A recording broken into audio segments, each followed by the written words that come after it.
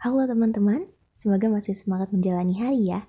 Kali ini kita akan belajar seputar gurita. Gurita atau nama latinnya Octopoda merupakan biota laut dari filum Mollusca dan kelas Cephalopoda. Nah, untuk lebih lengkapnya, mari kita simak penjelasan dari Bu Nadia dan Pak Andri. Selamat belajar dan semangat selalu!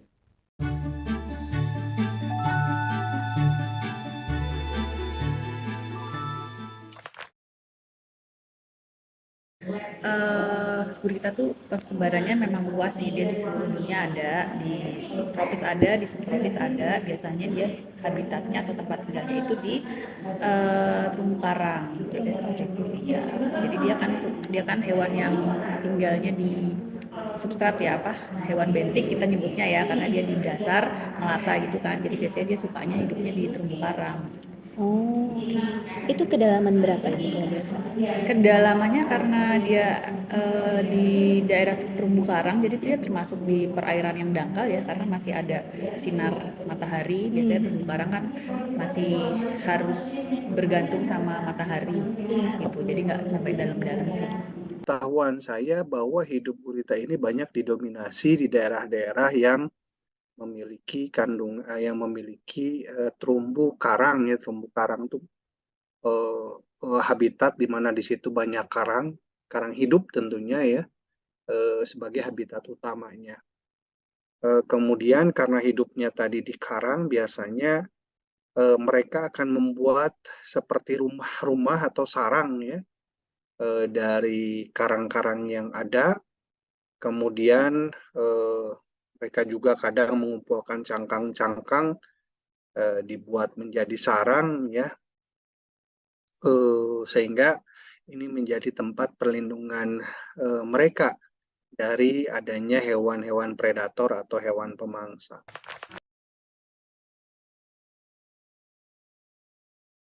Gurita itu kan dia termasuk cephalopoda ya. Cephalopoda itu kan artinya kepala sama kakinya nyambung jadi satu. Nah, anatominya itu yang bagian seperti kepala itu sebetulnya isinya adalah organ apa? Pencernaannya. Jadi dia kan ada matanya, ada mulutnya di dekat situ, otaknya juga di dekat matanya, terus habis itu dia nyambung ke lambungnya, ke ususnya, terus ke apa? Ada untuk menyalurkan air atau transportasi airnya juga, karena kan dia menyerap air dan mengeluarkan air. Hewan laut kan memang seperti itu.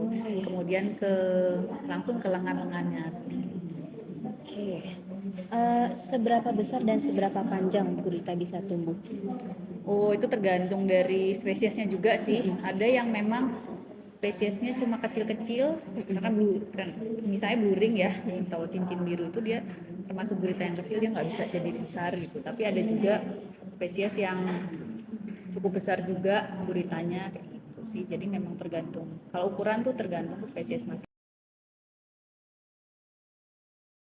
Oh iya teman-teman, mulut gurita letaknya di bawah kepalanya loh. Bentuknya seperti paruh kecil. Paruh tersebut berguna untuk memerangkap mangsa dan mengunyah makanan. Kalau fungsi lengannya itu yang pertama dia bantu cari makan ya.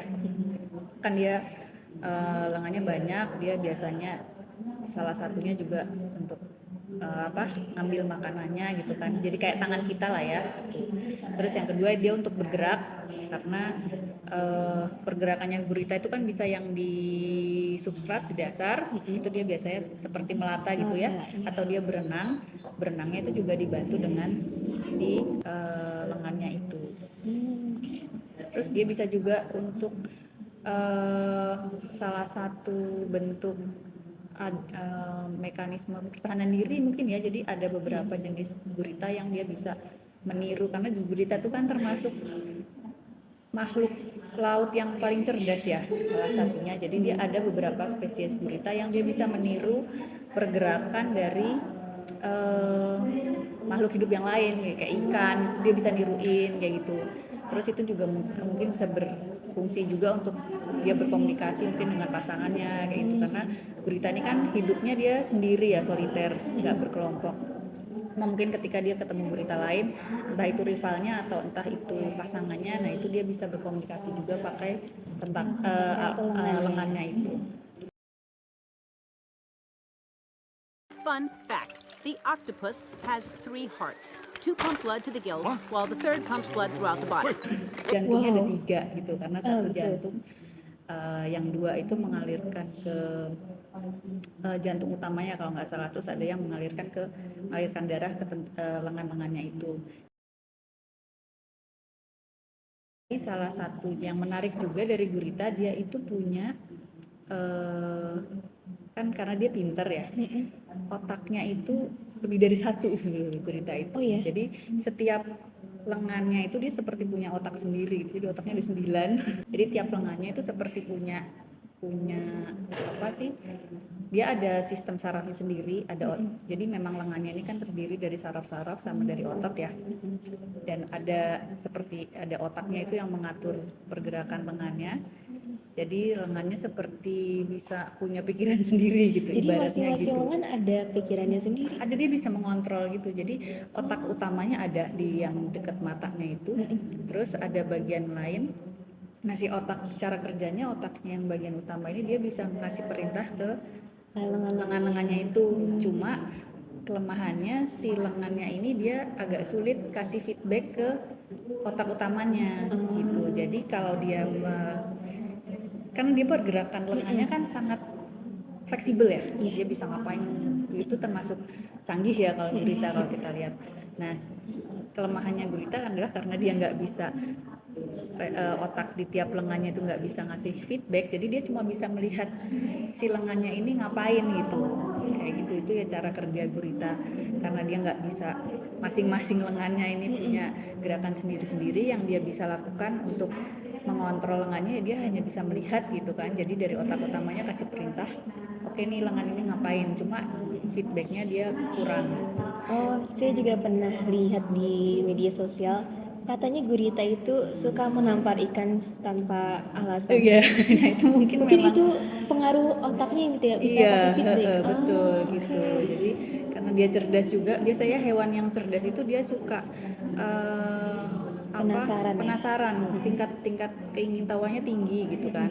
Jadi dia mungkin melakukan sesuatu yang itu atas dasar penasarannya dia atau pengen main-main. Biasanya hewan yang cerdas itu suka bermain itu, kayak lumba-lumba, kayak paus itu kan mereka suka main ya.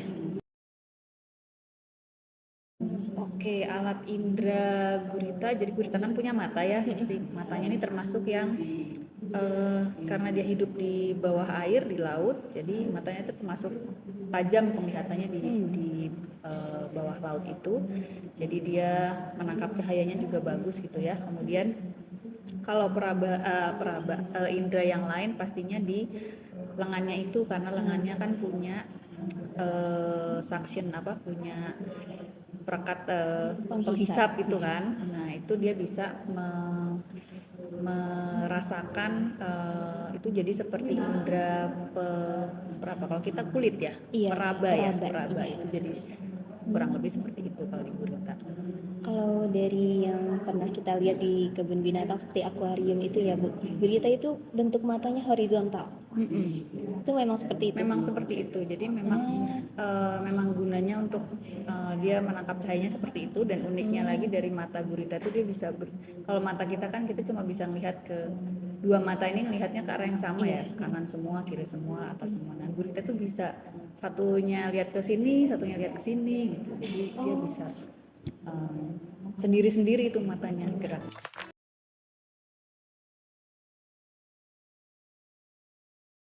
Berubah warna ya. Berubah warna itu kan kamuflase ya. Kamuflase itu dia akan mengikuti warna lingkungannya. Kalau lingkungannya ada di daerah kuning ya dia, atau di daerah biru, dia akan berubah menjadi biru. Ya, karena gurita itu punya pigmen-pigmen tertentu yang dapat menstimulasi ya dirinya untuk berubah warna ketika terjadi tekanan atau adanya kekhawatiran pemangsaan terhadap dirinya ya. Jadi pigmen warna yang dimiliki oleh gurita itu dinamakan kromatofor. Kromatofor itu yang dia miliki ada 5, yaitu merah, kemudian kuning, coklat, orange, dan hitam. Ya, jadi sehingga dia bisa mengikuti perubahan atau bisa mengeluarkan merubah dirinya sesuai dengan warna lingkungan. Kalau gurita akan melepaskan salah satu tentakelnya, dinamakan autotomi. Ya, autotomi ini kemampuan untuk melepaskan tentakel jika dia merasa kondisinya terancam, sehingga hewan pemangsa tidak lagi mengejar objek gurita ini, tapi akhirnya tertipu oleh lepasnya tentakel. Jadi yang dikejar adalah tentakelnya. Ada yang bisa memutuskan sendiri untuk bentuk pertahanan diri kayak cicak lah ya, kayak gitu.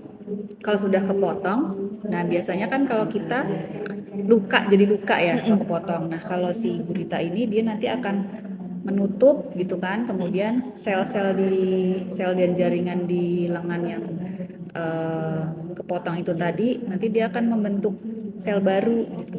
Nah itu nanti prosesnya sampai dia bisa kembali menjadi lengan utuh itu sekitar 2-4 bulan dia udah balik lagi dan udah kayak nggak ada apa-apa lagi. Tadi kan berubah warna, ternyata gurita juga memiliki kemampuan untuk merubah atau meniru dirinya menjadi biota atau menjadi bentuk yang lain, ya, karena dia badannya lentur, kemudian juga tadi warna bisa berubah. Nah kalau yang tinta itu biasanya untuk menghindari dari predatornya dia gitu. Jadi kalau yang ya bisa juga sih yang dia kamuflase untuk bersembunyi dari predator juga bisa. Yang tinta juga biasanya dia untuk menghindari predatornya dia. Gurita itu makanannya dia kan termasuk karnivora, dia makan daging ya.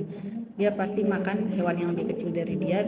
Biasanya dia makannya ikan, kerang gitu, kepiting juga dia makan. Jadi hewan-hewan yang lebih kecil dari dia. Nah, salah satu ada juga sih riset yang mengatakan ya bahwa salah satu kemampuan regenerasi gurita itu ada dari protein apa gitu yang ada di dalam tubuh gurita. Nah mungkin salah satu cara dia dapat asupan protein itu juga dari makanannya mungkin, karena kan makanan itu kan pasti menjadi apa ya, bahan bakar utama dalam fisiologi di tubuh makhluk hidup kan. Nah karena dia salah satunya juga butuh protein, jadi itu didapat dari makanannya seperti itu. Cuma kalau untuk makanan tertentu apa yang bisa berpengaruh itu belum ada sih risetnya tentang itu.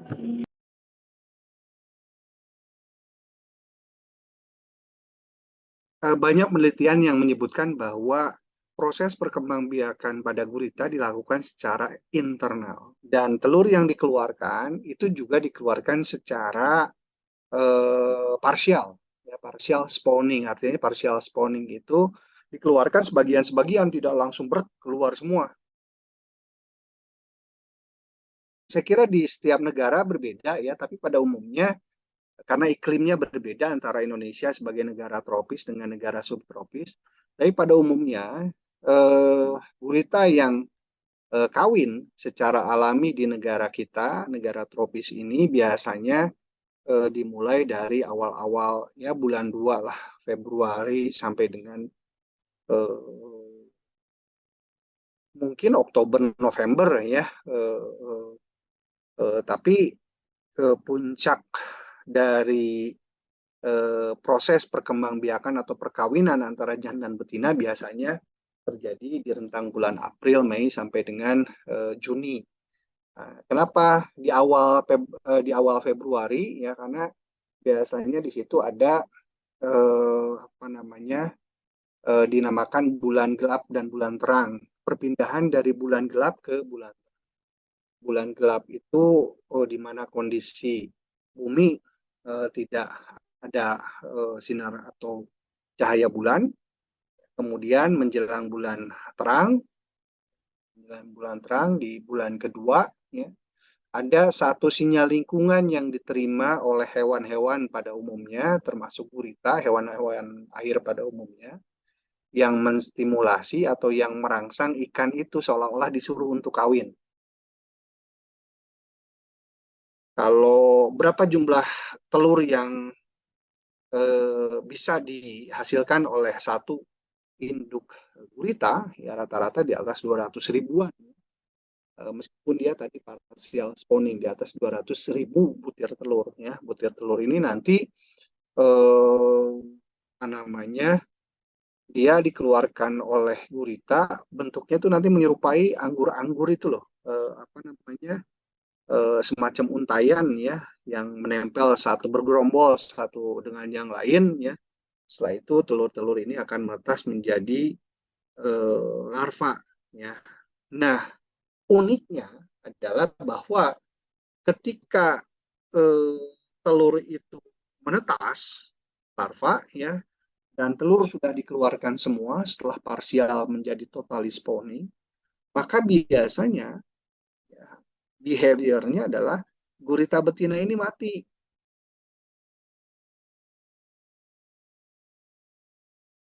Oke, peran gurita. Jadi gurita itu sebetulnya dia kalau di rantai atau jaring-jaring makanan dia ada di tengah-tengah ya. Dia bisa jadi predator dan dia bisa jadi mangsa untuk